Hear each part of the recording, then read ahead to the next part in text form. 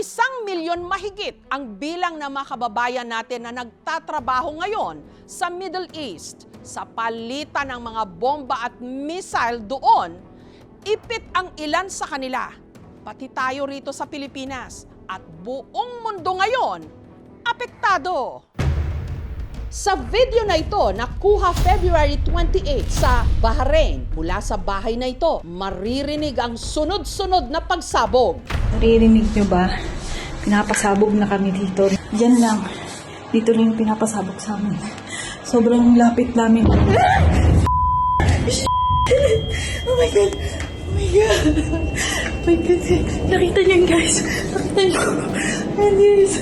Pinapasabog na kami dito. Oh my God! Oh my God! Oh my God! Oh my God! Oh my God! Kuha ito ng kababayan natin at OFW na si Edna. Oh my God, guys! 2 taon nang nagtatrabahong domestic helper o DH sa Bahrain ang pinapasukan niyang bahay. Ayun, no? Malapit lang sa military base ng Amerika. Ang Bahrain, kaalyado ng Amerika na nakipagsanib puwersa sa Israel na siyang mga nangunang umatake sa Iran na ikinamatay ng kanilang supreme leader, Ayatollah Ali Khamenei. Kasamang napatay ang ilang mga miyembro ng pamilya ni Khamenei at mga matataas na opisyal ng Iran.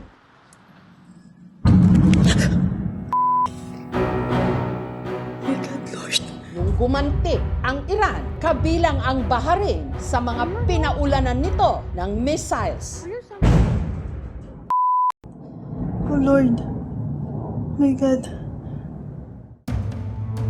5 araw matapos niyang makuna ng video, ramdam pa rin daw ni Edna ang trauma at takot. Hindi lang po isa, kundi halos 4 na sabog po talaga nung araw na yun. Oh my God. Oh my God. Natakot ako kasi talagang ang lakas po halos dumagundong po talaga yung buong bahay. Inisip ko po na katapusan ko na talaga. My God, Lord. Mangiyak-ngiyak po talaga ako sa sobrang takot kasi talagang wala po akong choice kasi kapag kayo po kasi yung nandito sa situation, sobrang nakakatakot talaga siya. Nagtrabaho ka dito para sa family mo tapos sa isang iglap lang sir, matatapos yung buhay mo. Oh my God. Oh my God. Sa Pasig nakatira ang pamilya ni Edna. Na ngayon, natatakot din at ipinagdadasal ang kanyang kaligtasan. Akala namin okay yung lahat, lalo na malapit na siyang umuwi ngayong September. Kaya talagang takot na takot po talaga kami. Bata pa yung anak namin, marami pa kami mga pangarap din talaga. Biglang sa isang iglap pwedeng maglako lang na gano'n. Kung kailangan na po talagang hindi kasi uuwi po talaga ako. Hindi ko po isa-sacrifice yung buhay ko dito sir. Isa lang si Edna sa tinatayang mahigit 2 milyong Pilipinong naiipit sa giyera ngayon sa Middle East. Bukod sa Bahrain at Israel, binobomba na rin ng Iran ang Qatar, Kuwait at ang UAE o United Arab Emirates.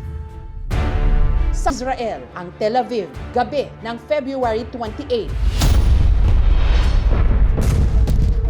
Isa ring malakas na pagsabog ang narinig ng OFW na si Mel sa building malapit lang sa kanilang tirahan, kung saan daw nakatira ang kaibigan niyang Pilipina na si Mary Ann. Yung puso ko, sobrang lakas na ng kaba. No, parang luluwa na doon sa dibdib ko. Oh my God, sabi ko, wag naman sana ka kung may mang nangyaring masama.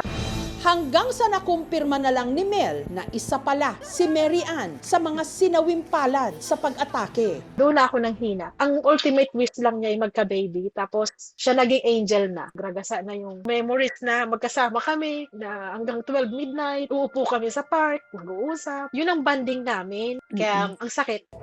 Dahil iilan pa lang na mga eroplano ang nakakalabas-masok sa Middle East dahil sa giyera, ang mga labi ni Mary Ann hindi pa rin maiuwi dito sa Pilipinas. Hindi pa natin masabi kung kailan siya eksaktong uuwi. Labi po ito, human remains, so nakakasket po siya. Kaya kinakailangan talagang antayin yung pagbukas ng flights muli out of Tel Aviv. Sa kasalukuyan, hindi bababa ng 1,200 ang mga namatay na sa gyera. Dahil sa tila walang tigil na bombahan, ang mga kababayan natin sa Middle East, kanya-kanyang paraan para makaligtas, lalo na kapag umalingaw-ngaw na ang sirena. Babala na may paparating na namang mga bomba. Pagka dumating takbo talaga ako doon. Sa mga bomb shelter katulad nito, sa basement ng mga gusali, sila madalas nagkukubli, karga-karga ang mga bata at kung anuman ang mabibitbit nila. Ang nasa video, ang Pinay caregiver na si Hilda. Todo ingat daw kasi sila, lalo pat ang kanilang building malapit sa gumuhong lumang gusali kung saan namatay si Mary Ann. Kung saan po yung mga tao, tumakbo din po ako sa shelter ba? Mahirap po makipagsapalaran eh. Lahat po ng Diyos tinawag ko po talaga na umiiyak ako pa.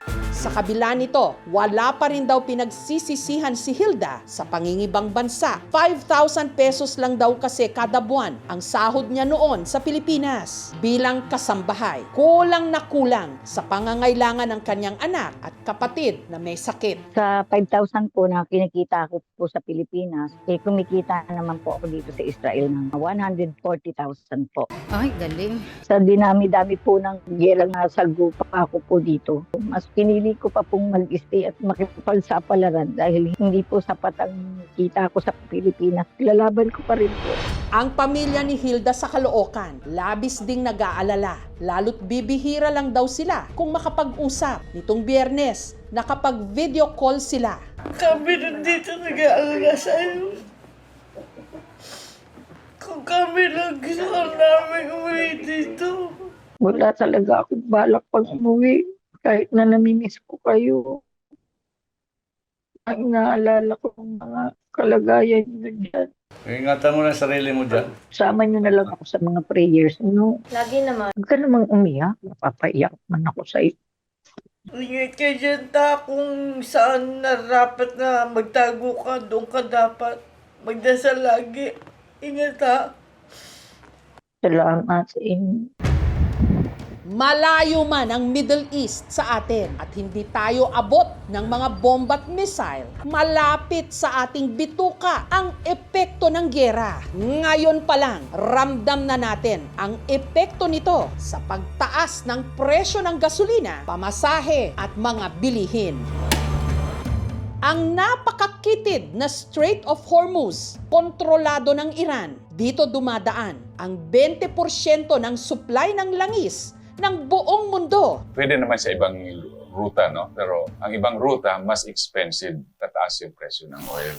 Ito yung shortest. So, kung ma-close yun, o kung may high risk yun, ma-reflect yun sa reduction ng supply. Ngayon pa lang, pinag-uusapan na ang posibilidad na baka umabot ng 100 piso kada litro ang gasolina o diesel. Talagang malaki ang pagkakabahala na sa mga kagaya sa amin na mga may motorista. Dapat yan, yung sobra na yan, pang-uwi na lang namin sa pamilya namin. At alam na natin ang mangyayari. Kapag tumaas ang gasolina o diesel, lahat ng presyo tataas. Nangangamba po. Katulad po namin, hindi na magkataasan ng sahod namin. Sigurado, apektado. Expect po natin na pahirapan ang ating next few months. Matagal nang magkagalit at magkaaway ang Iran kontra Amerika at Israel. Pinangangambahang may nuclear program ang Iran na kayang makagawa ng nuclear weapons. Sa ilalim ni dating Pangulong Barack Obama ng Amerika, may kasunduan ng Amerika at Iran. Pero naisantabi yon nung naging presidente ulit si Donald Trump. Bago ang pagsiklab ng gyera ngayon, June 2025 at noon lamang Pebrero, meron ng mga pag-ataking isinagawa ang Amerika sa Iran. Sinasabi ni Donald Trump, gagamit ako ng dahas kung ang interes ng Amerika at interes ng aming aliado ay kumbaga nasa peligro. So signalisin mo yan. Huwag niyo natin tignan lang yan between the United States, Israel versus Iran. It's also sending a message sa China, and even sa Russia ho. Sabi nga ni Donald Trump, I'm making America great again. And the best way to show that America is great is to show to the world kami lang ang may kakayanan na mag-conduct ng ganitong klaseng military operation. Nito lang Enero, nagkaroon ng malawakang mga protesta laban sa kanilang gobyerno. Pero naghigpit ang rehimen at tinatayang tinorture at pinatay nito ang hindi bababa sa 30 to 35,000 na mga Iranian. Sa ilalim ng pamumuno ng Ayatollah, noon pa mang dekada 70, walang demokrasya sa Iran. Ang namumuno ng kanilang relihiyon at gobyerno, iisa. He has been ruling the country nung pinagdadala niya ho si Ayatollah Khomeini ho since 1989. Kumbaga ho, ang sentro ng kapangyarihan at siya rin ho ang sentro ng institusyon. Isa ho siyang imam, hindi ho siya secular leader. Dito naman sa Pilipinas, meron ding naninirahang Iranian nationals. Nangangamba ngayon sa kaligtasan ng mga naiwan nilang mga pamilya sa Iran. Si Far, Iranian ang tatay, Pilipina ang nanay. Dito sa Pilipinas, nag-aral ng dentistry at nagtayo ng klinika. Bagamat nasa Iran pa rin ang kanyang pamilya. How are you doing that you're here? Nervous, also still some level of fear, and hopeful. Hopeful. Si Shima, full-blooded Iranian, nagtatrabaho ngayon sa isang German company dito sa Pilipinas. As of today, I have also mixed feeling, anxiety mixed with hope. Sina Ram at Ramin naman, half Iranian, half Filipino. Isang dekada nang naninirahan dito. Ram, kamusta ka? I know you can speak a little Tagalog, yeah? As of now, the things that is going on in Iran, we are all nervous, anxieties. And Ramin, nakakapagsalita ka rin? Konti? Konti lang. Okay. After all this time, parang yung feeling ko, mix of anxiety and a hope for the future. Parang it's going to be a better future for our people back home. Si Shakran, purong Iranian, 7 taon nang nagtatrabaho rito. All of you, your families back home? Tama ba? Yeah. How are they doing? I haven't heard from them ever since Saturday. Walang balita. There's no internet connection. It's cut off. Yeah. No phone connection. No regular phone lines as well. Okay, so you don't know how they're doing? Me personally, no. That must be torture. Yes.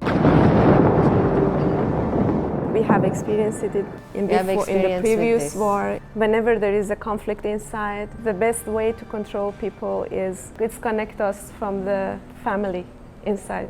Shimam, you said this is something you never get used to. So how do you live one day at a time now? So difficult because our body is somewhere else.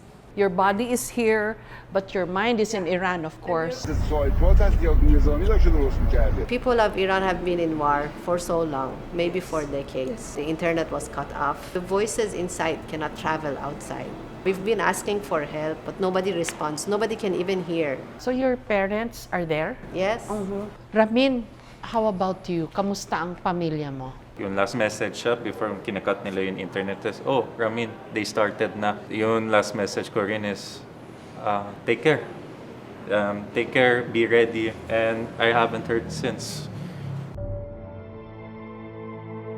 We know rebuilding some of the lost infrastructure will take years. But the alternative would be worse. The generation after us would suffer. The whole country would suffer. We don't trust our government.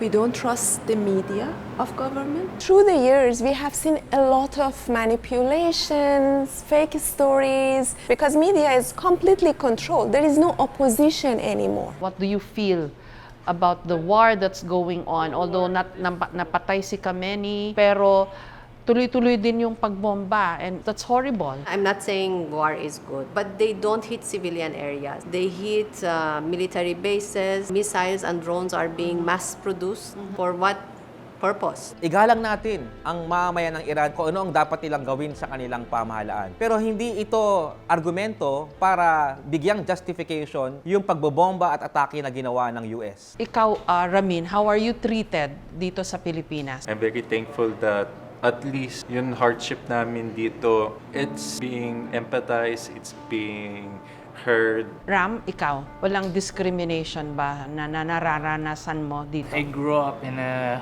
Filipino family. My fiance is Filipino. For me, they are the most kindest people here. Filipinos are very nice, and me specifically, because I experienced living in other countries, I can say here is the best response we get compared to all other countries. The people in Iran are very much like the people here in the Philippines. We want simple things in life too. We want to be happy. We want to be able to provide for ourselves and our family. We want to live a fulfilling life and walk in the street without being persecuted. We want to practice our own beliefs no matter what it is without the fear of being imprisoned. We want to express our own version of who we are without the fear of a baton. It's so difficult that people who love their land, they have a lot of nostalgia in their home. They cannot even go back and feel it anymore. So that's already a trauma that we cannot tell to anybody, because for us, this is our land. We are belonging to that land, no? We should all have world peace. Yes, Yeah. please. Yes. That's all we want.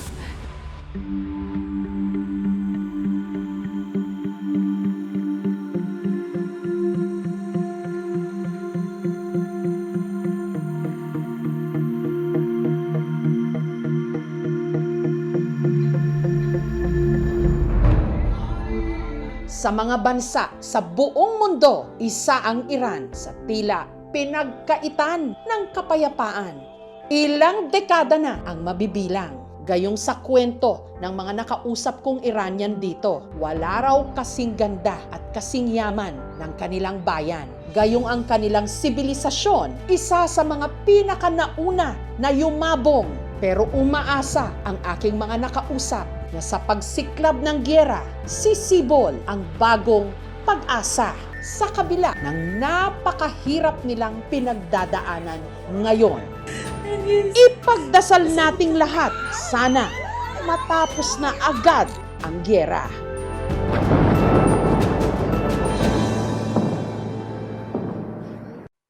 Thank you for watching, mga kapuso. Kung nagustuhan niyo po ang videong ito, subscribe na sa GMA Public Affairs YouTube channel. And don't forget to hit the bell button for our latest updates.